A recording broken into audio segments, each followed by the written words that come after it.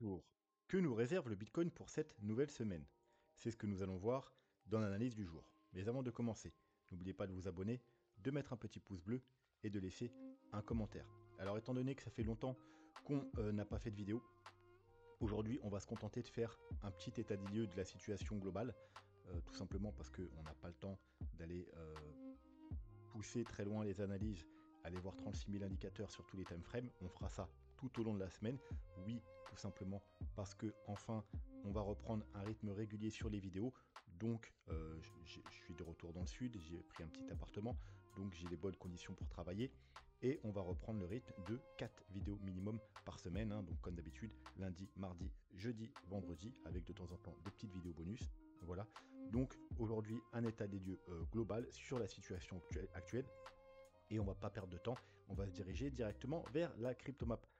Alors on va commencer par la cryptomap de la semaine, qui est quand même relativement rouge, mais c'est loin de ce qu'on avait ce matin, puisqu'on a un gros rebond depuis quelques heures qui se met en place. Et on a quand même la plupart des altcoins qui sont dans le rouge, avec des chutes de 5 à 30% globalement. Sur le jour, c'est pareil, si la map, il y a quelques heures, elle était entièrement rouge, avec des chutes de 20, 30, 40%. Et là, les dégâts sont assez limités. On voit que l'ensemble des altcoins, on est plus autour de 5-10%, avec même quelques altcoins qui tirent leur épingle du jeu, notamment, voilà, comme d'hab, des mêmes coins, notamment Farcoin, avec un joli 33%, et XCN que je connais pas, avec un joli 30%. Donc le dollar, on va s'enlever Ishimoku qui va pas nous servir. Le dollar, finalement, il n'y a pas grand changement depuis la dernière vidéo. On est toujours en train de travailler la fameuse zone de rechargement de Shirt, due de tout ce mouvement baissier. Et voilà, la question qui se pose, c'est est-ce qu'on va suivre cette flèche ou cette flèche? La réponse, on l'aura quand on aura la résolution de ce niveau important, donc soit à la hausse pour poursuivre le mouvement haussier, soit un rejet pour poursuivre un mouvement baissier. On a fait une vague baissière, une consolidation correction, et on attend, si possible, une nouvelle vague baissière pour rejoindre ce niveau-là. C'est une trendline qui a fait support un certain nombre de fois depuis le début 2000. Bien entendu, on pourrait s'arrêter sur le bas du range. Ce serait déjà, enfin, quoi qu'il en soit, qu'on vaille sur le bas du range ou jusqu'à la trendline, ce serait un boulevard pour le Bitcoin pour poursuivre la hausse. Et au contraire, si on devait résoudre à la hausse ce niveau, cette zone de rechargement de Shirt, malheureusement, ce serait très bearish pour le Bitcoin, puisque sur le moyen long terme, bien, le Bitcoin et le dollar sont inversement corrélés. Récemment, on a eu une chute, un gros rebond, notamment voilà, le gros rebond qui cause un petit peu la chute du Bitcoin, mais vous voyez qu'on a une rejection là, et on a un rebond du coup sur le Bitcoin. Alors, c'est pas tout le temps corrélé sur le court terme, mais en tout cas là, sur ce coup-ci, ça a été corrélé. Voilà, donc ce qu'on veut bien entendu, c'est d'être rejeté. On pourrait monter un petit peu, c'est pas de problème, mais en tout cas, on veut être rejeté cette zone et poursuivre la tendance baissière pour espérer un bull run qui continue sur le Bitcoin. Ensuite, CME sur les futurs. Alors, du coup, on a un gros gap qui s'est ouvert ce week-end. Alors, je vais faire un petit rappel rapide sur les gaps.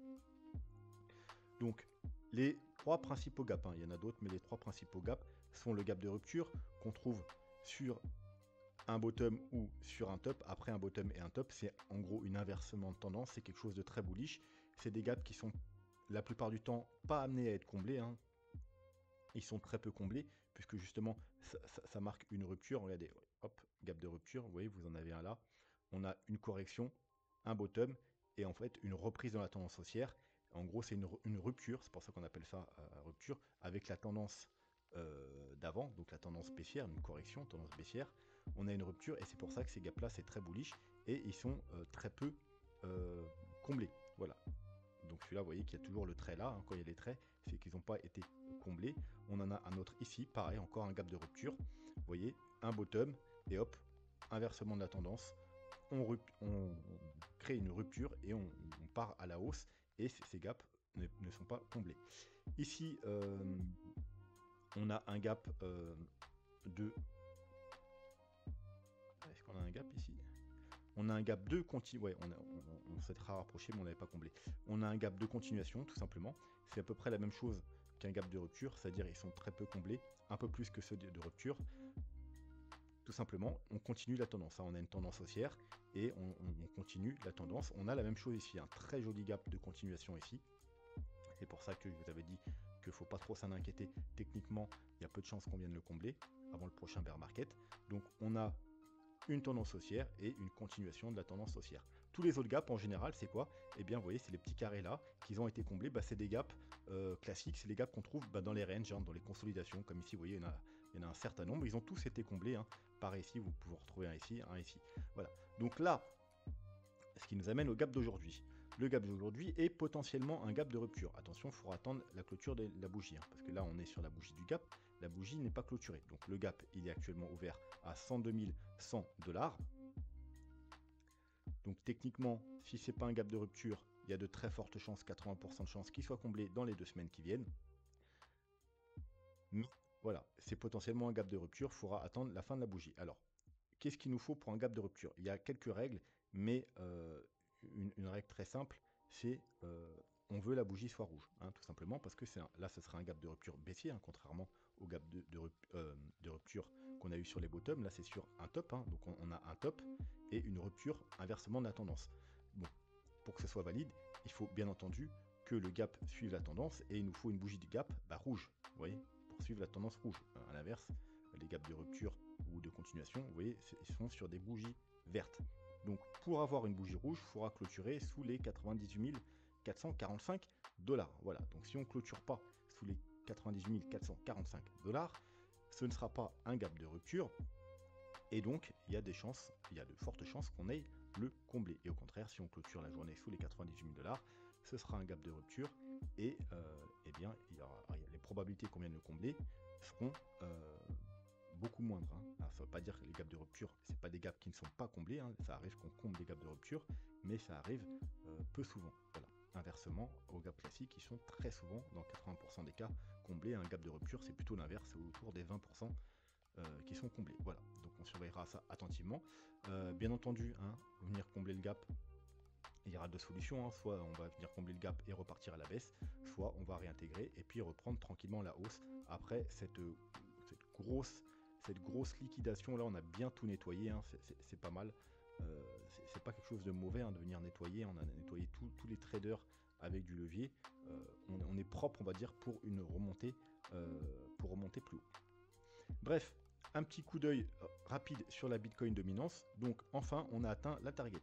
Je rappelez-vous, depuis ici, je vous dis que la target, ce serait ici qu'on aura de très fortes chances d'aller rejoindre. C'est quoi? C'est tout simplement le haut de la zone de rechargement de short. Parce que là, on a un niveau très particulier, vous voyez, qui a fait démarrer les précédentes altcoin season des deux précédents cycles.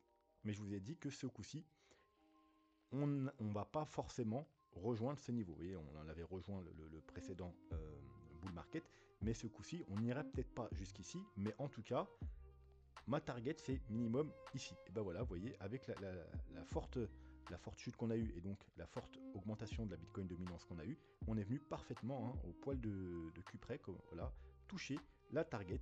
Donc maintenant, on est peut-être prêt, enfin, finalement, eh bien, pour avoir, poursuivre cette flèche qui est là, pour avoir notre petite altcoin season.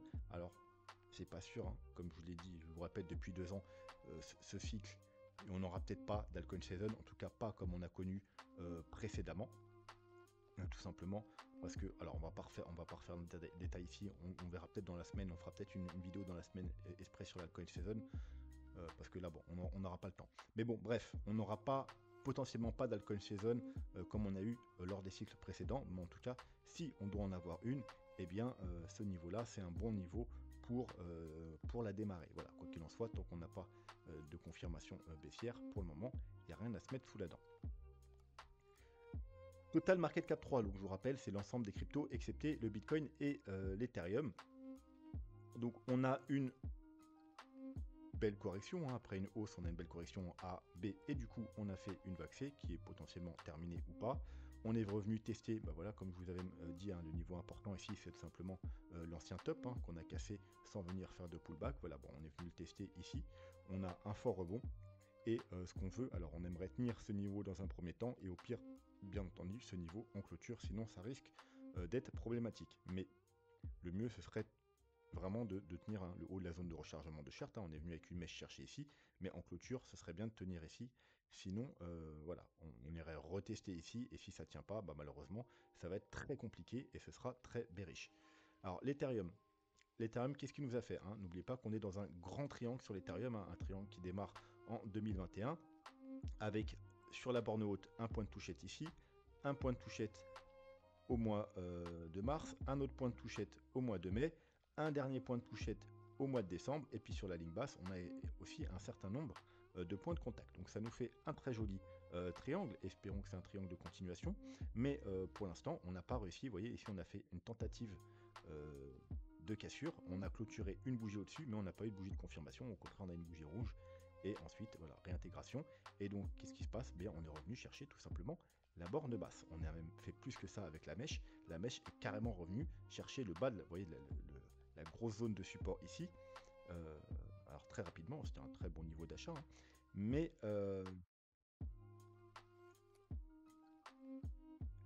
ça prouve quand même que l'Ethereum est assez faible. Je vous rappelle, cette zone, si vous voulez comparer au Bitcoin, c'est un peu la zone sur le Bitcoin qu'on a aux alentours des 30 000 $. Voilà, donc c'est comme si le Bitcoin était venu rechercher les 30 000 $. Voilà, donc l'Ethereum est assez faible, mais en tout cas, pour le moment, hein, alors attention, la journée, enfin la semaine même n'est pas finie parce qu'on est en weekly là. On a réintégré, ce qui est bien, c'est qu'on a réintégré le triangle. Voilà, donc tant qu'on est dans le triangle, hein, et je vais dire au-dessus de la borne haute là, hein, pour valider la cassure du triangle, donc des 2500 $, tant qu'on tient en clôture semaine les 2500 $, eh bien tout va bien. On est même plutôt sur une zone intéressante d'achat, tout simplement parce qu'on est sur le support, sur un double support, un support horizontal et le support du bas du triangle, hein. Voilà, on achète en bas et puis on peut prendre des profits en haut, hein, pas l'inverse. Donc là, théoriquement, on est sur une zone d'achat assez intéressante pour l'Ethereum. Mais bien entendu, il ne faut surtout pas clôturer et confirmer euh, le weekly sous les 2500 $, puisque on ira tester cette borne-là. Et ensuite, bon, bah voilà, ça reste très problématique, hein. Ce serait probablement le début du bear market, en tout cas du moins sur l'Ethereum. Donc le Bitcoin en weekly, on a toujours notre range. On a également qui est bien ajusté sur la borne haute du range, nos zones de rechargement de short, on va peut-être passer en 3 jours, voilà, du dernier mouvement baissier qu'on avait eu ici. On n'a pas réussi à valider la cassure, hein. On a bien eu une bougie verte, mais on n'a pas eu de bougie de confirmation. Du coup, rejet, réintégration, et on est venu chercher quoi avec la mèche ici? Bah, tout simplement le tout bas du range avec un gros rebond. Comme pour l'Ethereum qui réintègre le triangle, parce qu'on avait aussi une trendline, hein. On peut même la voir en daily, vous voyez, avec un joli point de contact ici, un point de contact rejet, un point de contact rejet, et on a cassé. Pullback, pullback, pullback, grosse mèche pour venir chercher le bas du range, et on réintègre cette trendline. Donc c'est plutôt pas mal. Et ce qu'il faudrait maintenant, bah, bien entendu, c'est clôturer la journée au-dessus de cette trendline. Ce serait plutôt bien, et puis repartir à la hausse demain, combler le gap, voire même aller plus loin. Mais quoi qu'il en soit, nous, ce qu'on veut, c'est, alors bien évidemment, dans un premier temps, ne pas clôturer sur la trendline. Dans un second, si on devait casser la trendline, ne surtout pas clôturer sous ce gros niveau, puisque ça serait une résolution du range par le bas. Et nous, c'est bien entendu pas ce qu'on veut, parce que sinon, il y a, comme vous voyez, il y a ça.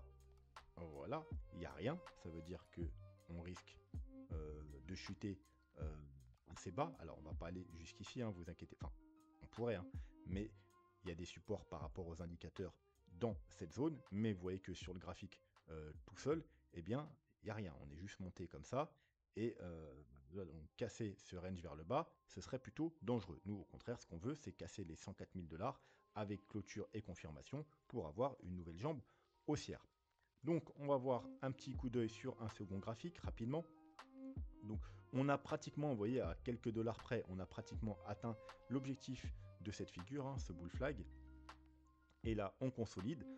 Ce qu'on veut, nous, là, on va même se passer en mensuel, hein. Ce qu'on veut, c'est tenir cette trendline qui a son point de départ en 2013, qui a fait support pendant 10 ans, puis une fois qu'on l'a cassé, résistance pendant 1 an et demi, on l'a cassé à la hausse, on est revenu retester, hop, on réintègre. Donc bien entendu, ce qu'on veut pas, on est pratiquement revenu chercher, vous voyez là, on est pratiquement avec la mèche revenu chercher ici. pas tout à fait. Ce qu'on veut surtout pas, c'est clôturer sous ce niveau en mensuel, puisque ce serait reperdre la trendline et ce serait plutôt, ce serait assez bearish, hein. C'est une trendline très long terme, donc la reperdre en mensuel. On a déjà fait le retest ici, vous voyez, avec une bougie rouge, on n'a pas validé parce qu'on n'a pas eu de deuxième bougie rouge, mais voilà, si on avait validé avec deux bougies rouges ici, voilà, il y aurait potentiellement une grosse chute qui s'en suivra, mais pour l'instant tout va bien. Second graphique, enfin troisième graphique, toujours notre petit graphique avec le canal haussier du Bitcoin qu'on a cassé à la hausse ici, on l'a réintégré, on est venu chercher, tester la médiane ici, on l'a recassé, premier pullback, et bien regardez ce qu'on a fait aujourd'hui, on a tout simplement fait un pullback à la perfection, vraiment on est venu chercher au dollar près, hein. Je vous mens pas, au dollar près, hein. Même si je peux zoomer, voilà, au dollar près, on est parfaitement venu chercher cette trendline aux alentours des 91 100 $. Donc très bon point d'achat. Attention, quand je dis point d'achat, vous savez ce que j'en pense. C'est pas des points d'achat pour l'investissement, c'est des points d'achat pour les traders, puisque pour ma part, c'est plus le moment d'investir sur le Bitcoin. C'est le moment, au contraire, on est dans des zones, dès qu'on est entre les 100 et les 110 $, c'est une zone de tech profit, hein, pour les gens qui sont censés avoir acheté dans cette zone, hein, donc entre les 15 et les 30 000 $. On est censé prendre un premier profit aux alentours des 100 $, puisque c'est les objectifs. Et les dips, on n'est pas censé les racheter pour les investissements, puisque les dips, on les rachète ici, on les rachète ici, on les rachète ici. C'est-à-dire qu'on est sûr pratiquement que le bull run n'est pas terminé, mais une fois qu'on arrive dans une zone de take profit, eh bien on ne rachète plus les dips, parce que zone de take profit, ça veut dire objectif de fin de bull market, et ce qui veut dire qu'à partir qu'on atteint les objectifs de fin bull market, on n'est plus censé racheter les dips, puisque à un moment donné, les dips ne seront plus un dip, mais seront le début d'un bear market. Et vous allez tout simplement racheter le bear market. Et c'est ce qu'on ne veut pas. Donc les profits qu'on prend là, c'est pas pour racheter 10 ou 15% plus bas. Les profits qu'on a pris là, c'est pour racheter au prochain bear market. Voilà. Donc, mais par contre, rien n'empêche, si vous voulez trader, de racheter les dips uniquement pour du trading, avec un stop, etc., pour viser une prochaine, là, potentiellement une prochaine, et potentiellement même la dernière jambe haussière, théoriquement. Voilà, donc très bon point d'achat ici sur les 91 000 $. Et encore une fois, tant qu'on tient ces niveaux, c'est très bien. Si on casse ce niveau, eh bien, bien entendu, c'est pas bien, parce que non seulement on casse, vous voyez, hein, c'est tout simplement ce qu'on avait là, hein, c'est tout simplement le bas du range. Hop, on casserait à la fois le bas du range. Donc vous voyez, d'ailleurs, on a venu faire une double, c'était vraiment un très bon niveau d'achat, hein. Hop, bas du range et trendline haussière du canal ascendant. Et en même temps, on réintégrerait le canal. Donc ce serait vraiment bearish. Pourquoi? Parce que comme à chaque fois dans un canal, quand on casse un niveau, eh bien on vient chercher le niveau suivant, on casse, on vient chercher le niveau suivant, on casse, on vient chercher le niveau. Voilà, c'est à chaque fois comme ça, on fluctue d'un niveau à l'autre, hein. On a réintégré, on est venu chercher la médiane. Donc pareil, hein, si on devait casser là, avec clôture confirmation, eh bien on reviendrait potentiellement chercher la médiane aux alentours des 77 000 $. Ça tombe bien, il y a quoi aux 77 000 $, hein? Eh bien il y a toujours notre fameux gap de continuation aux 77 000 $. Donc on reviendrait combler le gap. Mais techniquement, vous allez voir après, on n'est pas censé y revenir, on n'est pas censé venir combler ce gap. Et donc ce serait déjà dangereux, hein, voilà. Et puis ensuite, si on casse, eh bien on reviendrait beaucoup plus bas. Et puis ensuite, si on casse, eh bien ce serait le bear market, parce qu'on sortirait de cette figure haussière. Voilà. Mais l'idéal, eh bien ce serait tout simplement de ne pas clôturer sous les 91 000 $. Ça nous éviterait d'aller avoir à chercher les 77 000 $. Hop, dernier graphique long terme pour aller jeter un petit coup d'œil. Tout simplement, on va, comme je dis, on va pas faire 40 000 indicateurs, mais on va peut-être jeter un petit coup d'œil sur Ichimoku. Alors, en 3 jours, voilà. Donc, en 3 jours, on est en train de récupérer. Alors, et on a la Tenkan et la Kijun qui sont cumulés, hein, qui sont cumulés aux environ 99 000 $. Donc, il y a encore une heure ou deux, quand je regardais les graphiques, on était en dessous.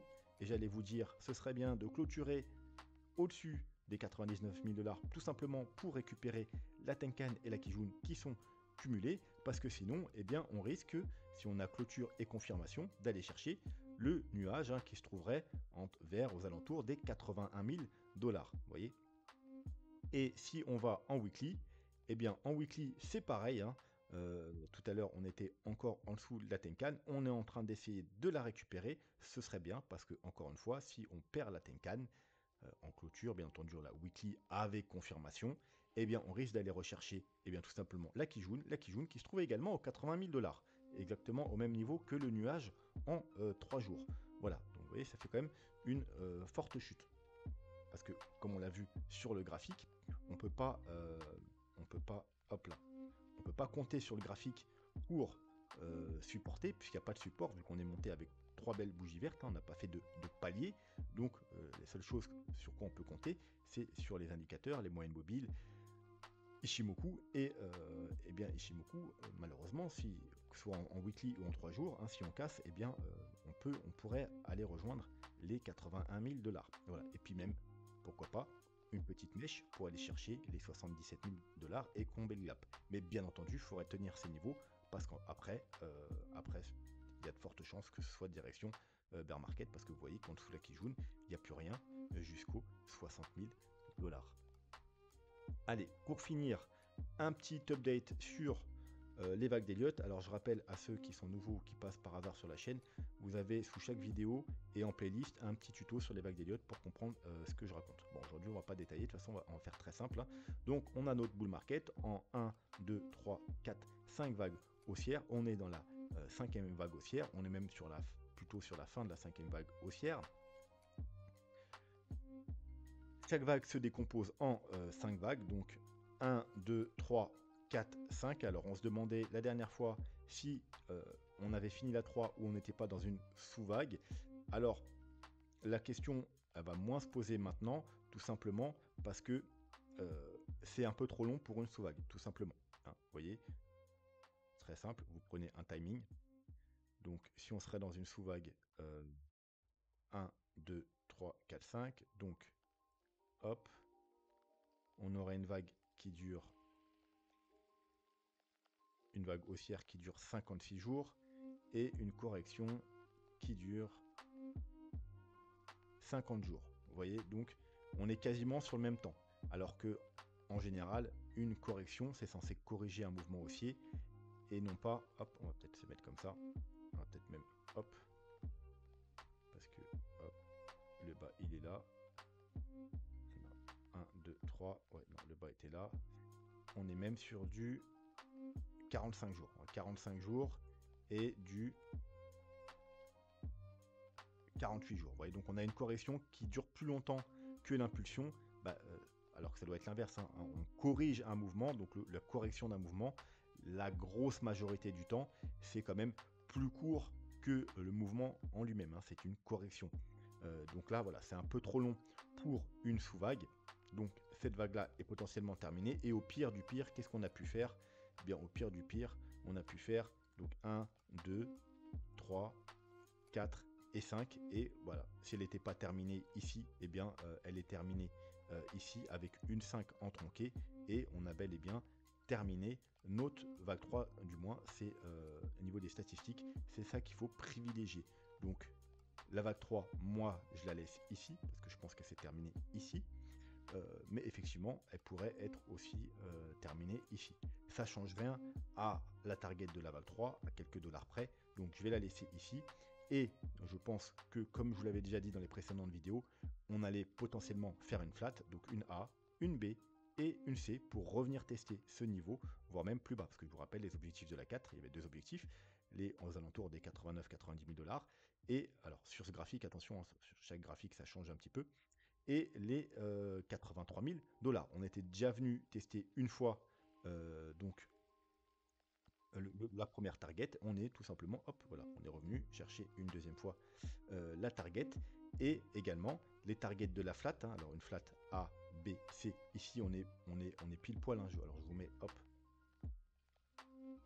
Voilà, une flat, c'est compris entre les 90 et la plupart du temps les 123. Là, on est revenu chercher entre les 1 et les 1,13, donc c'est un bon niveau pour la flat. Et ensuite, vers le bas, les targets les plus communes, alors des fois ça s'arrête quand c'est très bullish au 0,618, mais les targets les plus trop communes, c'est la 1, donc c'est le petit rectangle qui est ici, qu'on est parfaitement venu chercher, et ensuite les 1,13, 1,23,6 qui sont ici, proches de la borne basse. Hein. Donc si jamais on devait rechuter, on viendrait quasiment à coup sûr chercher ici, et voire même ici les 83 000 $, avec peut-être même une petite mèche en dessous hein, pour venir chercher le gros support qu'on a vu précédemment sur Ichimoku aux alentours des, bon, je sais plus où les graphiques, c'est pas grave, il est là, aux alentours des 81 000 $. Hein. On serait très proche, hein, vu que là c'est 83 000, une petite mèche, on peut venir rapidement chercher le gros support des 81 000 $. Voilà, mais on peut très bien également aussi avoir trouvé le bottom, puisque le 1 c'est une target de la flat, hein. Donc on est revenu tester le target de la 4, les targets de la flat, donc tout va bien. Et pourquoi je privilégie aussi ce scénario et non pas une 3 qui finirait hop ici? Et bien tout simplement, rappelez-vous le début de la vidéo, ce que je vous ai dit. Il suffit d'aller regarder le graphique du total 3. Voilà, le total 3. Ici, on n'est pas venu faire de plus haut, hein, donc ça peut pas être une vague. Vous voyez, hop, on va remettre. Ici, on est venu faire un très léger plus haut, hein, donc on pourrait croire que c'est on finit la vague, mais non, c'est un mouvement correctif et on le voit tout simplement bien ici, puisque là, on n'est pas venu faire de plus haut, et là, on voit bien que ici, on n'a pas une flat du coup. D'ailleurs, on a peut-être une flat, hein, puisqu'on est venu chercher probablement chercher les 0,90. Mais bref, en tout cas, alors merde, je vais plus retrouver mon truc. Voilà, ici on a une correction plus classique avec une A, une B et une C qui vient bien plus bas. Vous voyez que là, on voit bien que c'est un mouvement correctif A, B, C. C'est juste que vu que c'est le Bitcoin, c'est plus bullish et on a une correction plus à plat, donc une flat. Donc terminé déjà ici, ou alors on va aller chercher un peu plus bas dans les jours qui viennent, peut-être après avoir comblé le gap. Mais en tout cas, voilà, c'est le plan le plan principal qui reste en cours. Et ensuite, eh bien, on aura toujours, bien entendu, cette dernière vague 5 rose pour conclure cette vague 5 jaune, pour aller rechercher les objectifs. Alors, je vous rappelle, hein, le premier objectif, c'était là, aux alentours des 100 000 $. Pour ça qu'on est censé prendre des profits dans cette zone. Et ensuite, eh bien, les objectifs seront gros objectifs aux alentours des 130 000 $.